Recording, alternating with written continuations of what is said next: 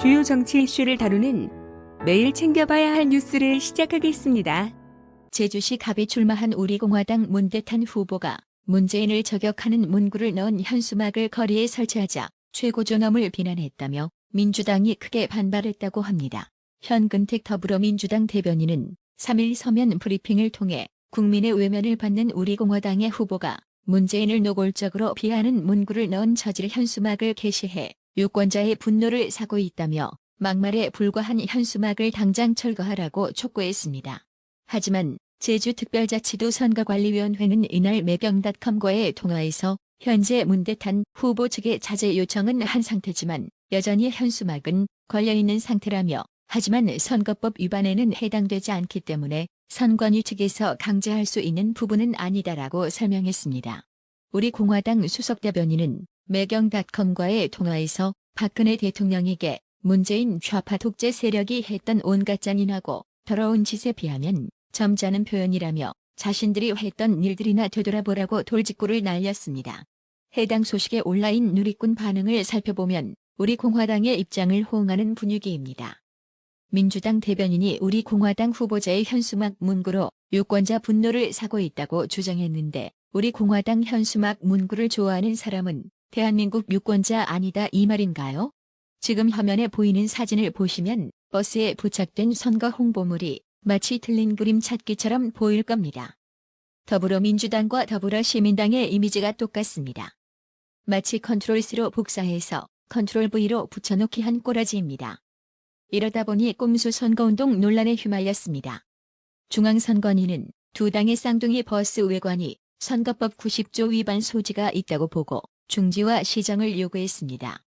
선거법 90조는 누구든지 선거일 전 180일부터 선거일까지 선거에 영향을 미치게 하기 위한 시설물을 설치할 수 없다는 내용입니다. 정당, 후보자 이름이나 사진 또는 이를 유출할 수 있는 내용도 명시할 수 없도록 규정하고 있습니다. 선관위 관계자는 민주당 기호 1과 시민당 기호 5를 크게 부각한 건 선거에 영향을 미치기 위한 행위라고 판단했다고 말했습니다. 이에 민주당 윤호중 사무총장은 표현의 자유 침해라고 반발하기도 했습니다. 하지만 결국 더불어민주당과 더불어시민당의 쌍둥이 유세버스는 운행을 멈추게 됐습니다. 자기들이 유리하다고 판단될 때만 외치는 표현의 자유. 민주당의 역겨움이 바로 이런 부분에 있습니다. 표현의 자유를 결정하는 건 민주당 당신들이 아닙니다. 정신 챙기세요. 군소 정당들은 더불어민주당과 비례당인 더불어시민당의 쌍둥이 버스를 두고 꼼수와 편법이 난무한다며 내로남불의 극치라고 했습니다. 민생당 김정훈 선대위 대변인은 4일 민주당, 시민당의 쌍둥이 버스에 대해 민주당의 꼼수는 월드 베스트급이며 꼼수의 극치를 그대로 보여주는 꼼수지능범당이라고 했습니다. 또 민생당 김정훈 대변인은 민주당 윤호중 사무총장이 선관위 시정명령에 표현의 자유 침해라고 반발한 것을 두고 표현의 자유라고 발끈하는 것은 보기에도 역겹다며 본인들이 하면 무조건 옳고 정의롭고 당연한 것이고 남들이 하면 무조건 나쁘다고 비난하는 민주당의 태도는 내로남불의 극치라고 했습니다. 미래한국당 역시 보도자료를 통해 더불어민주당과 공식 위성정당 더불어시민당이 양당의 기호가 표시된 쌍둥이 버스를 운영하다 중앙선거관리위원회로부터 위법 소지가 있다는 평가를 받은 것을 두고 따라하려면 제대로나 따라하라며 맹폭을 가했습니다. 미래한국당은 영혼 없이 따라만 하다 미천이 드러났다며 민주당과 시민당이 각 당의 기호를 넣은 쌍둥이 버스를 선보였다. 미래한국당이 국회 로텐더홀 계단에서 통합당과 합동정책협약식을 갖고 바꿔야 미래가 있다. 핑크버스를 언론에 공개한 방식과 로텐더홀 계단 퍼포먼스까지도 따라한 것이라고 지적했습니다. 이어 미래한국당은 민주당은 비례정당을 만들지 않겠다고 국민들 앞에 호언장담하면서 미래한국당에게 뻔뻔하고 파렴치한 비난을 일삼더니 공수처법 처리를 위해 미끼로 이용한 정의당 등 군소정당을 배신하고 국민을 속이며 시민당을 창당했다며 미래한국당이 찬바람을 맞으며 눈 위에 발자국을 냈다면 시민당은 찬바람을 피해 주인 뒤를 따라오는 강아지다. 그러니 이런 퍼포먼스쯤이야 따라하는 것이 이해가 되는 것이라고 언급했습니다.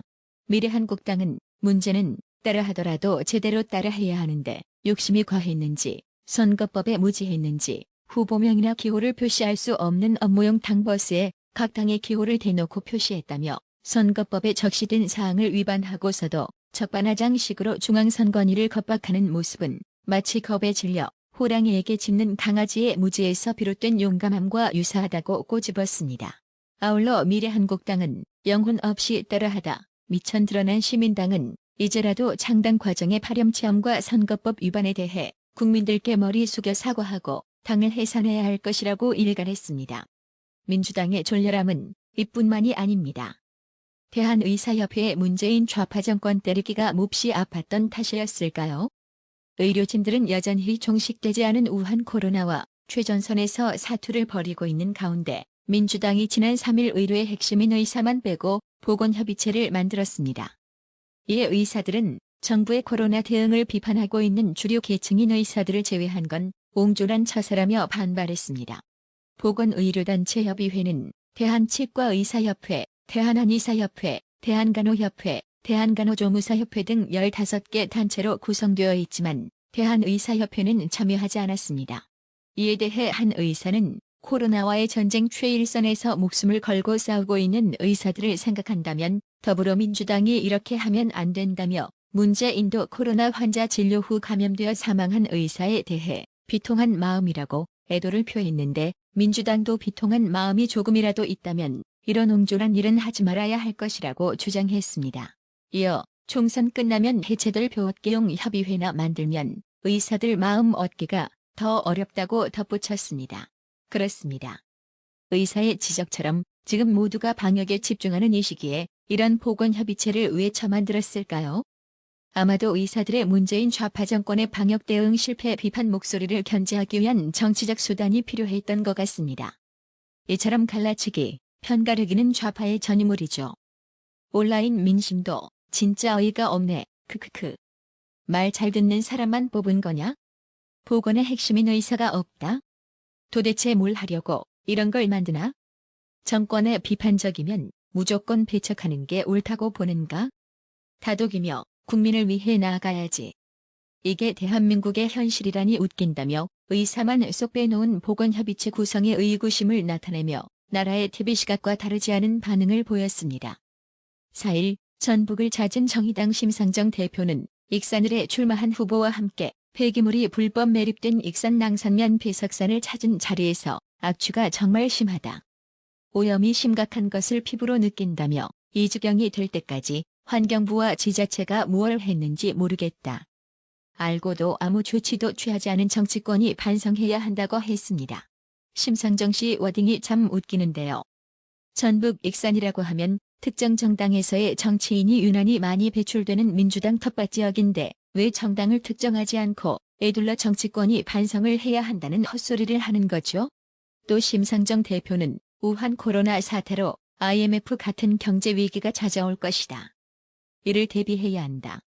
우한 코로나 감염 대응은 문재인 정부가 잘하고 있다. 민생은 정의당이 책임지겠다며 원칙을 지키는 정당 하나쯤은 있어야 한다. 타협의 대상이 아닌 미래통합당을 확실하게 퇴출시킬 정당이 정의당이다. 정의당에 힘을 실어주셔야 더 강한 개혁을 할 수 있다. 정의당 후보를 지지해달라고 강조했습니다. 참 심상정 씨 말장난이 아주 죽여주는데요. 아니 시발 문재인이 우한 코로나 대응 잘 한다면서 우한 코로나 사태로 IMF 경제 위기가 찾아올 거라는 건 무슨 생뚱맞은 논리인가요? 아직까지도 총선에서의 입지가 불리하니 민주당에게 단일화 후보를 간절히 바라는 마음에서 오직 통합당 때리기만 하는 저열한 속내가 그저 확 보입니다. 지금 뒤통수는 민주당에 처맞고 어디다 화풀이 하나요? 장담컨대 통합당 퇴출 이전에 정의라고는 눈꼽만큼도 찾아보기 힘든 이름만 정의당이 먼저 사라질 겁니다. 해당 소식의 온라인 누리꾼들 역시 심상정아, 당신 양심은 있냐? 선거법 개판치고 조국이 옹호하고 국민들은 알 필요도 없다고 한 건 당신이야. 이제 와서 개판 선거제의 덕을 못 보게 생겼으니 반대한 당을 욕해.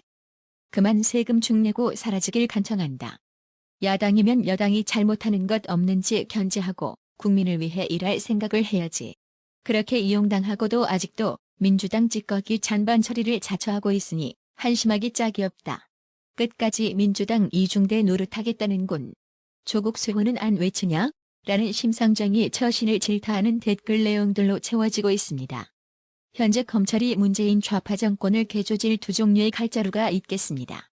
하나는 청와대 울산시장 선거 개입 의혹 사건과 또 하나는 라임 사태입니다. 모두 청와대 혹은 좌파 정치권 연루자가 의혹 인물로 거론되어지고 있는 특징이 있습니다.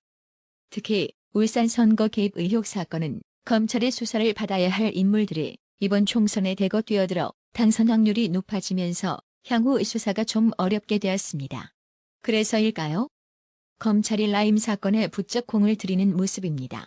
후반부로 접어든 문재인 정부의 아킬레스건으로 알려진 라임 사건 수사가 급물살을 타고 있다고 합니다. 윤석열 검찰총장은 직을 걸고 이 사건 진상을 파헤치겠다는 의지가 강력한 것으로 알려져 있습니다. 5일 법조계에 따르면 라임 자산운용 사태를 수사하는 검찰이 최근 일주일간 10명 가까운 피의자를 구속하는 등 수사의 속도를 내고 있습니다. 검찰은 구체적인 수사 내용을 밝히지는 않았지만 구속 피의자들의 혐의 내용을 보면 펀드 환매 사기부터 기업 사냥까지 그야말로 비리 백화점을 방불케 합니다. 서울남부지검 형사 6부가 지난달 말부터 이달 3일까지 구속한 라임 사건 관계자 8명 중 가장 눈에 띄는 인물은 임모 전 신한금융투자본부장입니다. 신한금융투자는 라임 상품의 핵심 판매사이면서 이 운용사 펀드의 구조를 함께 기획한 곳입니다.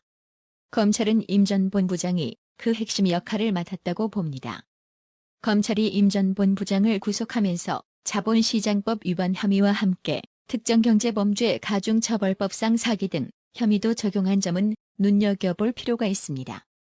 단순한 사기 범죄가 아니고 판매, 운용사가 펀드의 위험을 적극 은폐한 채 투자자를 속여 돈을 가로챈 금융범죄로 간주한다는 뜻이기 때문입니다.